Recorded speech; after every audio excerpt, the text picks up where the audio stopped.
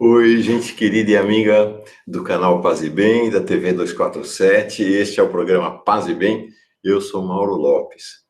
Este é o programa Paz e Bem de número 211. Hoje é sexta-feira, 21 de junho de 2019.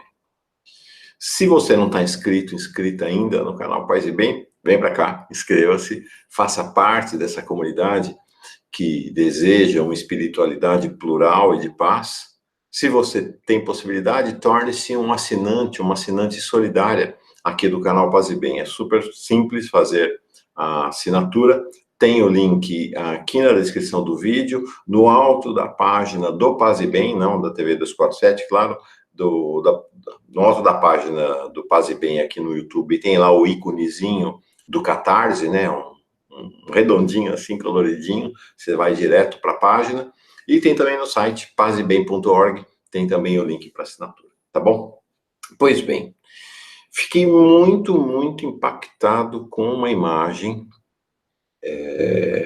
dessa marcha para Jesus que igrejas evangélicas fizeram ontem em São Paulo. Tradicionalmente elas o fazem, ontem, quinta-feira, dia de Corpus Christi para os católicos. Fiquei muito impactado com a foto do Jair Bolsonaro lá num caminhão alto, de um palanque móvel da marcha, fazendo aquela cena dele com, assim, com arma, dando tiro, dando risada, e cercado de pessoas que imagino que sejam pastores e pastoras, todos admirados, dando risada, felizes com aquele gesto do Bolsonaro. Quero dizer assim, eu não tenho identidade nenhuma com essa gente. O meu caminho de espiritualidade não tem qualquer identidade com esse Bolsonaro, nem com essa gente toda. Por sinal, isto que eles propõem não é propriamente um caminho de espiritualidade, né? É um caminho de morte, né? Um caminho que nega a vida, é um caminho que nega a existência do outro. É a negação de tudo. Eu não estou aqui falando de maneira preconceituosa em relação aos evangélicos. O mesmo que falo para eles, falo para os católicos e pessoas de qualquer outra denominação religiosa. O que vale para pastor e pastora ali, no caso, vale igualmente para padre e freira que propugnam a morte das pessoas, defende o porte de armas. Está cheio disso por aí, na Igreja Católica. Então, assim, zero identidade. Então, fiz o programa de hoje.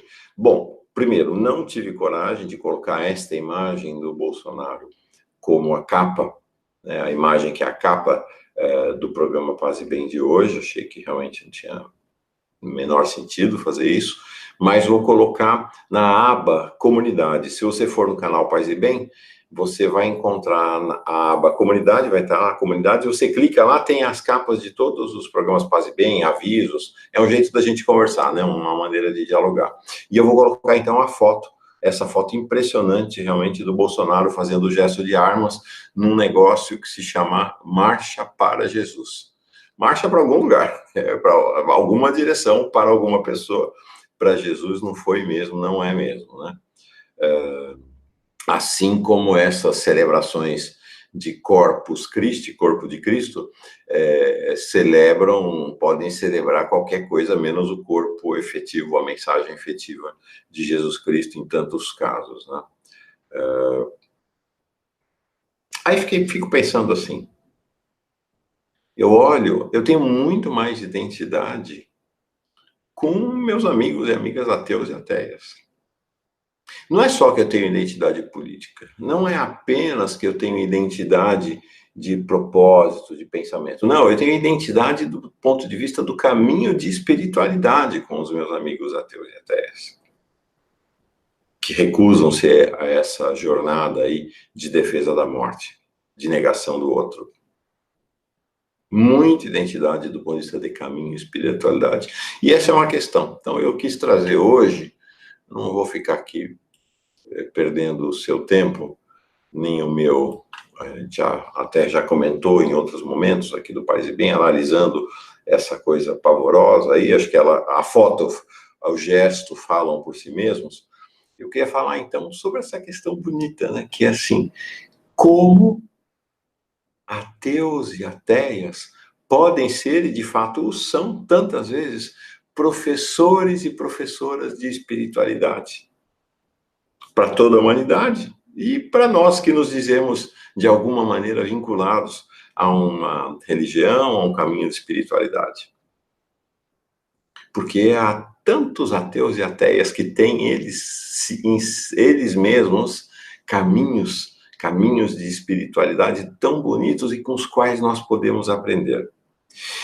Pode ser surpreendente, né? Inclusive amigos, acho que a maioria dos meus amigos e amigas são ateus e ateias. E muitas vezes eles falam, mas eu não tenho espiritualidade nenhuma, eu sou ateu, eu sou materialista, não tenho espiritualidade nenhuma. E eu sempre digo para eles, espera lá, calma lá, não é assim. Não é assim. E sempre proponho para eles a seguinte questão: você já leu poesia alguma vez? Você já escutou a letra de uma música alguma vez? É claro que todo mundo, né? Ou já leu poesia, ou escutou, leu a letra de uma música e já se emocionou? Continuo a perguntar para eles. Claro, claro que as pessoas se emocionam. Quem nunca se emocionou? Quem nunca foi à beira das lágrimas? Quem nunca abriu um sorriso de prazer diante de uma poesia?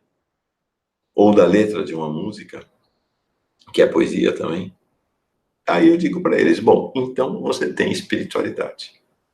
Porque a espiritualidade, não há nada que seja mais transcendente, portanto, nada que vá além do cotidiano concreto da vida, do que uma poesia.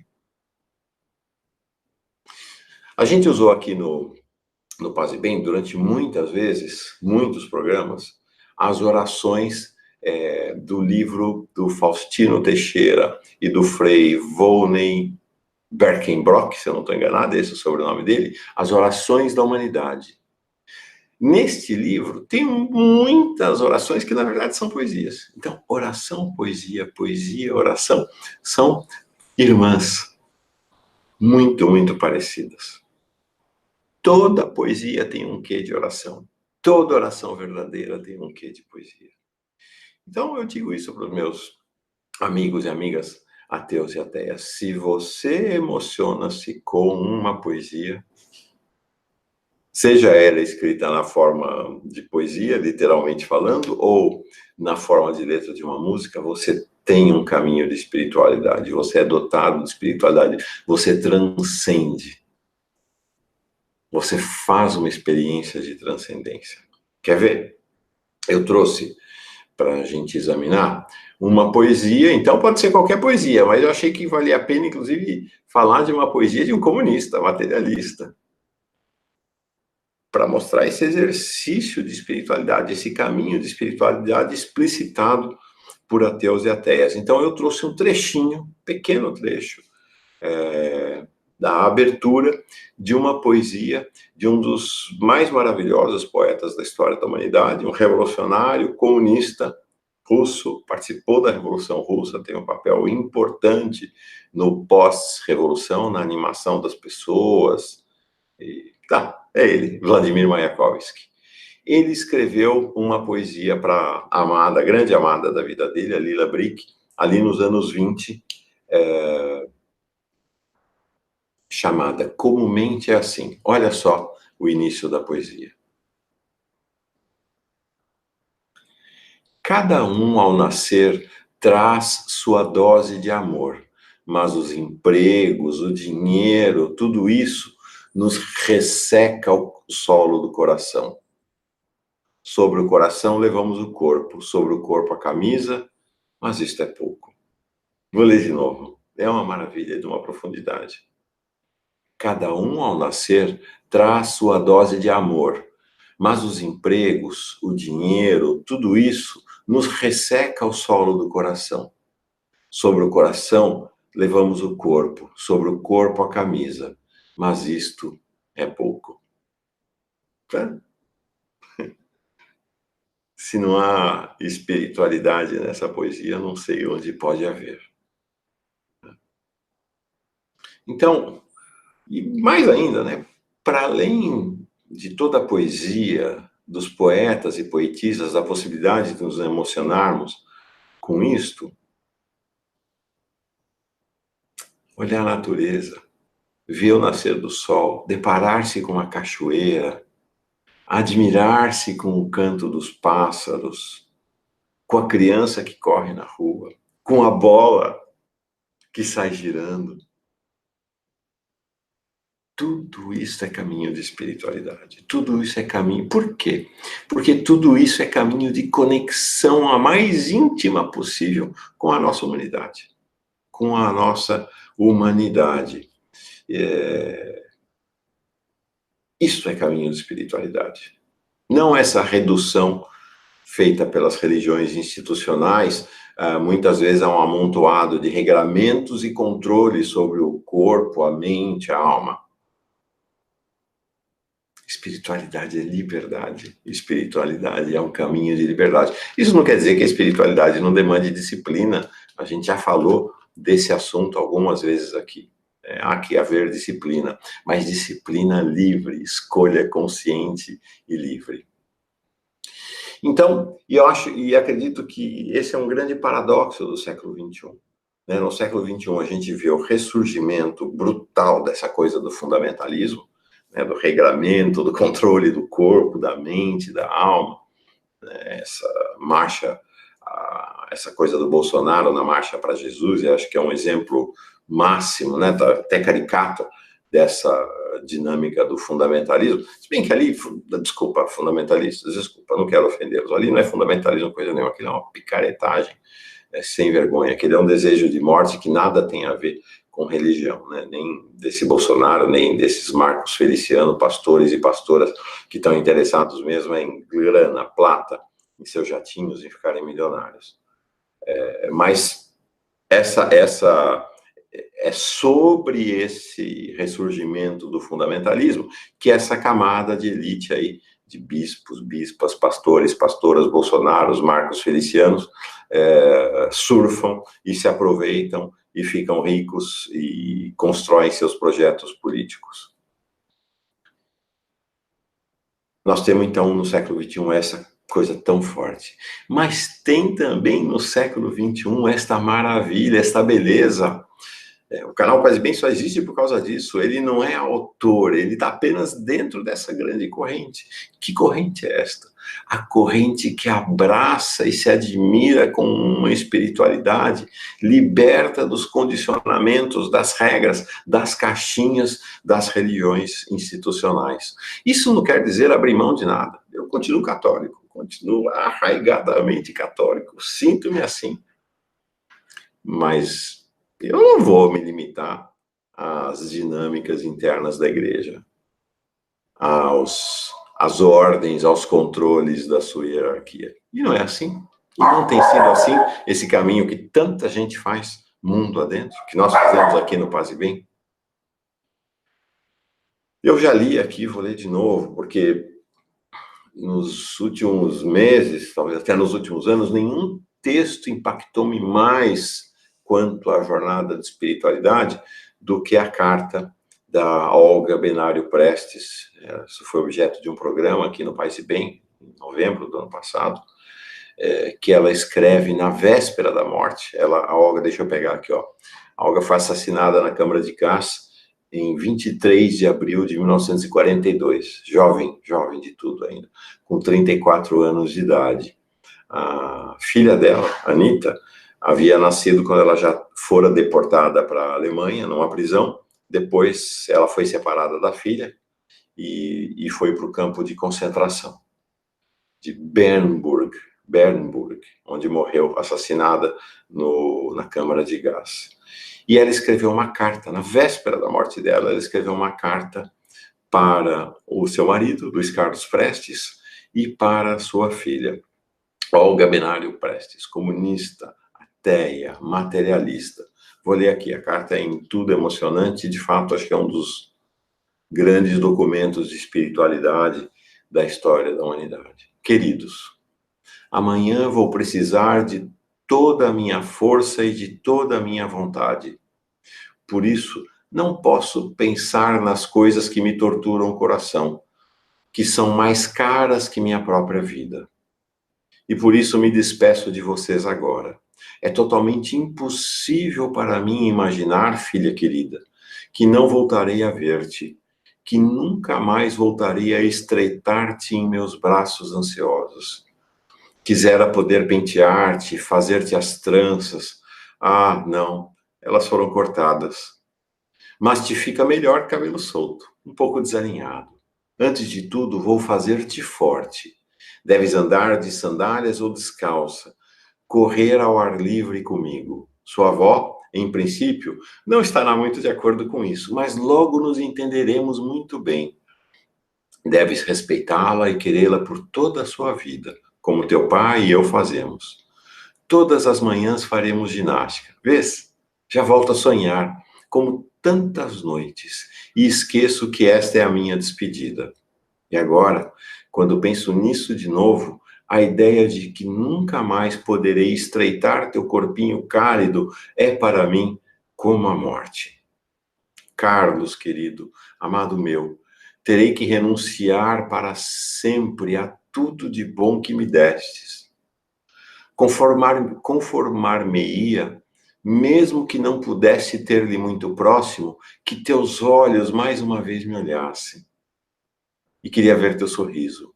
Quero-os a ambos, tanto, tanto. Estou tão agradecida à vida por ela haver me dado a ambos. Mas o que eu gostaria era de poder viver um dia feliz, os três juntos, como milhares de vezes imaginei. Será possível que nunca verei o quanto orgulhoso e feliz te sentes por nossa filha, que prestes não viu nascer? Querida Anita, meu querido marido, meu garoto, choro debaixo das mantas para que ninguém me ouça, pois parece que hoje as forças não conseguem alcançar-me para suportar algo tão terrível. É precisamente por isso que esforço-me para despedir-me de vocês agora, para não ter que fazê-lo nas últimas e difíceis horas. Depois desta noite, quero viver para este futuro tão breve que me resta. De ti aprendi, querido, o quanto significa a força de vontade, especialmente se emana de fontes como as nossas. Lutei pelo justo, lutei pelo bom e pelo melhor do mundo. Prometo-te agora, ao despedir-me, que até o último instante não terão por que se envergonhar de mim. Quero que entendam bem. Preparar-me para a morte não significa que me renda, mas sim saber fazer de frente quando ela chegue. Mas, no entanto, ainda podem acontecer tantas coisas. Até o último momento manter-me-ei firme e com vontade de viver. Agora vou dormir, para ser mais forte amanhã. Beijos pela última vez. O que dizer? Depois dessa verdadeira carta-testamento de Olga Prestes, Olga Benário Prestes. É um documento à espiritualidade pungente. O coração fica revolvido, porque o que a gente viu nesta tal de marcha para Jesus, com o Bolsonaro lá fazendo o gesto da arma, é sobre o caminhão a gente que mandou gente como Olga Benário Prestes para o campo de concentração. Não vamos esquecer que Jair Bolsonaro, no comício final da sua campanha, falou que a esquerda devia se preparar para a ponta da praia. O que era a ponta da praia? A ponta da praia era a expressão que os militares usavam na ditadura para uma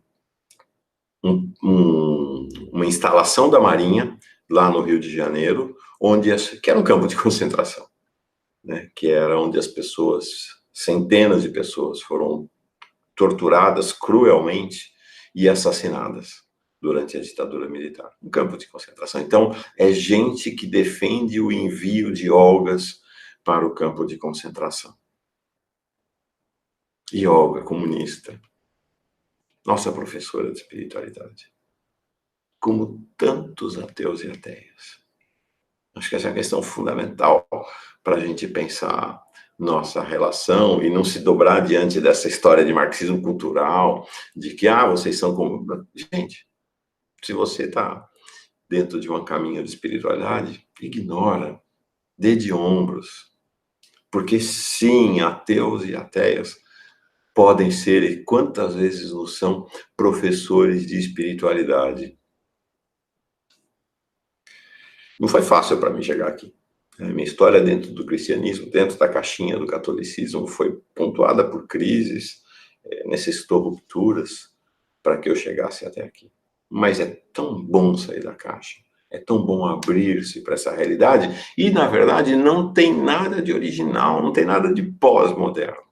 Isto está nas raízes do ensinamento de Jesus. O texto, talvez o texto central dos evangelhos, que é quando Jesus diz o seguinte: olha, isto é o caminho de espiritualidade. Quando você chegar ao final da vida, é isto que lhe será cobrado como um caminho de espiritualidade. Está lá, no Evangelho de Mateus, do capítulo 25, do 31 ao 46. Eu vou ler apenas do 31 ao 40. Ouça, o que é o caminho verdadeiro de espiritualidade? E quando o Filho do Homem vier em sua glória, e todos os santos e anjos com ele, então se assentará no trono da sua glória, e todas as nações serão reunidas diante dele, e apartará uns dos outros, como o pastor aparta dos bodes as ovelhas. Porá as ovelhas à sua direita, os bodes à sua esquerda. Então dirá o rei aos que estiverem à sua direita: vinde, benditos do meu Pai, possuí por herança o reino que vos está preparado desde a fundação do mundo, porque tive fome e me destes de comer, tive sede e deste-me de beber, era estrangeiro e hospedaste-me, estava nu e vestiste-me, adoeci e visitaste-me, estive na prisão e foste me ver. Então os justos lhe responderão dizendo: Senhor, quando te vimos com fome, te demos de comer, ou com sede, te demos de beber? E quando te vimos estrangeiro e te hospedamos, ou nu e te vestimos? E quando te vimos enfermo ou na prisão e fomos ver-te? E respondendo, o rei lhes dirá: em verdade vos digo que quando fizestes a um destes meus pequeninos irmãos e irmãs, a mim o fizestes. Portanto, Jesus não estabeleceu como critério de jornada de espiritualidade ir à missa, ir ao culto, obedecer ao pastor, ao rabino, ao padre, rezar o terço. Nada disso. O que conta no caminho de espiritualidade é a relação que você estabelece com os outros, especialmente aqueles que são, ao longo dos séculos, esmagados e oprimidos pelo sistema. Isto é o que define. Por isto eu posso dizer, com grande convicção, com grande alegria, vocês, ateus e ateias, que fazem a jornada da revolução, da mudança do mundo, são meus, são nossos professores e professoras de espiritualidade. Bom, então, nossa, o tempo voou hoje. Vamos então silenciar um pouquinho para que a gente faça esse silêncio de encontro. Esse silêncio de encontro com nossos professores e professoras de espiritualidade. Espinha ereta, coração tranquilo, respiração profunda. A respiração profunda é o verdadeiro mantra do corpo. Então a gente atua na meditação como que com dois mantras, né? A respiração, o mantra do corpo, e a respiração e o mantra mental. A repetição de uma palavra. Já disse várias vezes na tradição, numa das tradições cristãs de meditação, usa-se a palavra Maranata, vem Senhor, que em aramaico quer dizer nada, então ajuda a abrir esse espaço de silêncio e vazio. Vamos lá, fecha os olhos, fechei os meus.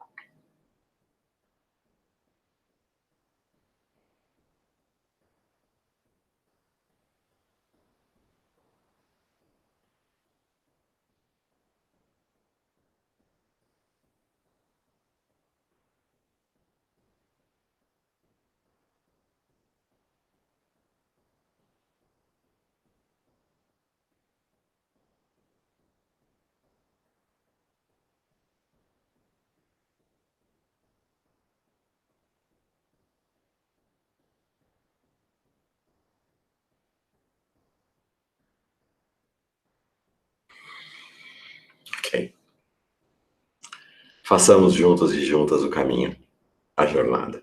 Paz e bem. Paz e bem.